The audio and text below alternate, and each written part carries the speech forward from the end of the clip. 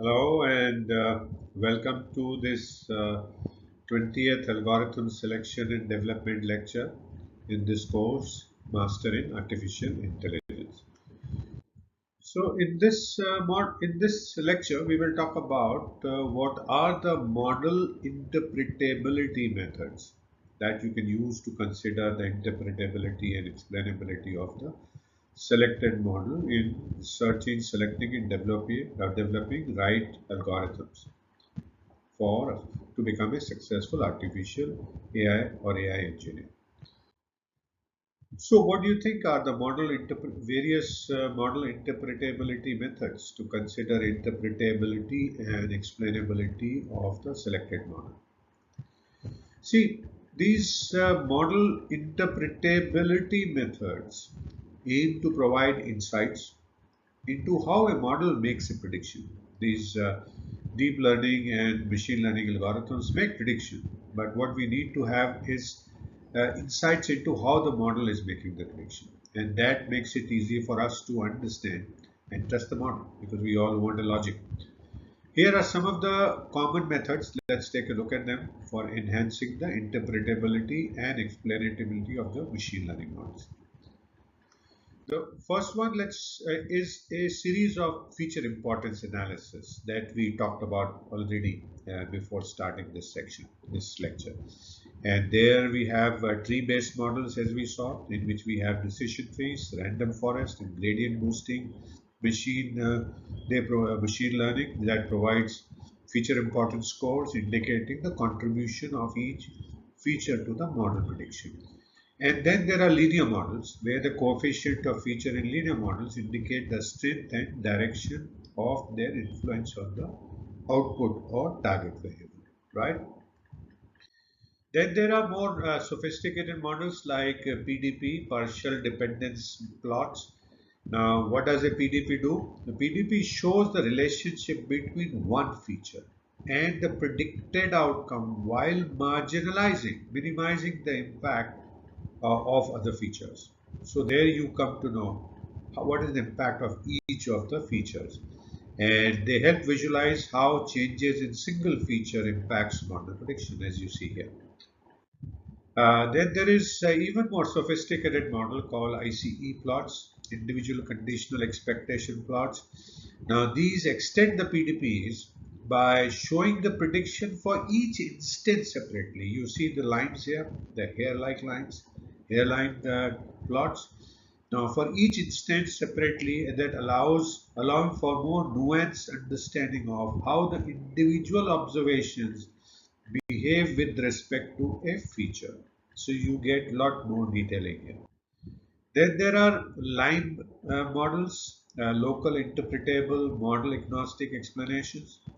Now the line generates local expectations for individual predictions from approximating the model's behavior around specific instances. So it makes from a global to a local model prediction, and it fits a simple interpretable model to the local region around the prediction, right?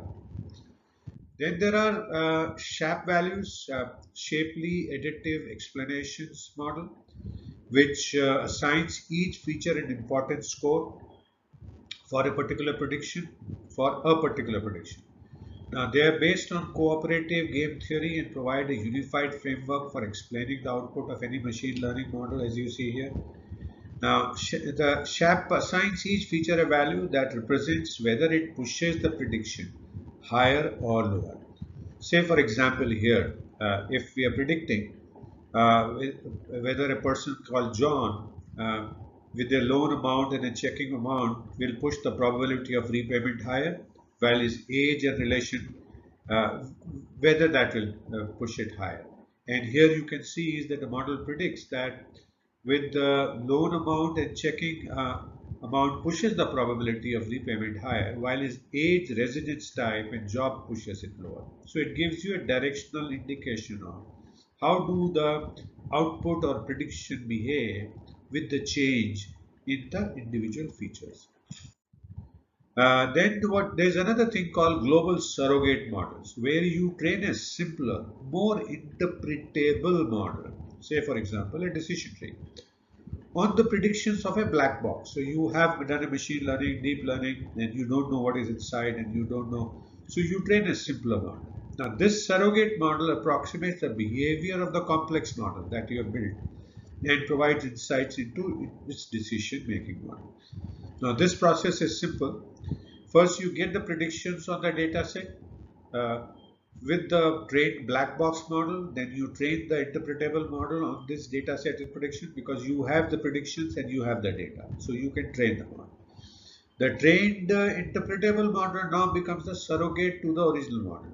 And all we need to do is to interpret the surrogate model. Please note that surrogate model could be any interpretable model. It could be linear model, it could be decision tree, it could be human defined rules, etc. etc. So you learn from the black box and create your own model called surrogate model. Then there are model-specific interpretation technique. Some models have unique interpretability methods tailored to their characteristics. Say, for example, the support vector machines, SVMs, as you see here, can be interpreted by examining support vectors that are closest to the decision boundary, as you see here. In a linear model, the points that are closest to the line you can use to interpret the examining by examining these support vectors, right? Then there is humans in loop approach. Finally, incorporate where you incorporate human feedback and domain knowledge into model interpretation process, as you see here. Interactive visualization and interfaces allow users to explore and validate model explanations, improving trust and understanding. Also, finally, you can do documentation and explanatory reports to the model. They need to provide clear documentation and explanatory reports detailing model assumptions, each input features, and how predictions are made. And this can help make the stakeholders understand the model's behaviors and limitations. So by incorporating these interpretability methods, kind of a tongue twister, isn't it? Interpretability. So these interpretability methods into the model development process, you as a practitioner can create models that are not only accurate but also transparent, trustworthy, and understandable to end users and stakeholders. Because that's uh, that's when only the acceptance of the model will take place. So what is next? So we will look at the last kind of interpretability and explainability techniques called attention mechanisms in deep learning models in the next lecture. So thank you so much for watching this 20th lecture in this course, Master in Artificial Intelligence on Algorithm Selection and Development. I hope you're continuing to learn new things, continuing to enjoy, and I do look forward to see you again in the next lecture. Please feel free to message me if you have any questions. I'll be happy to answer a question. And also download the PDF file to take a look at anything that you need to.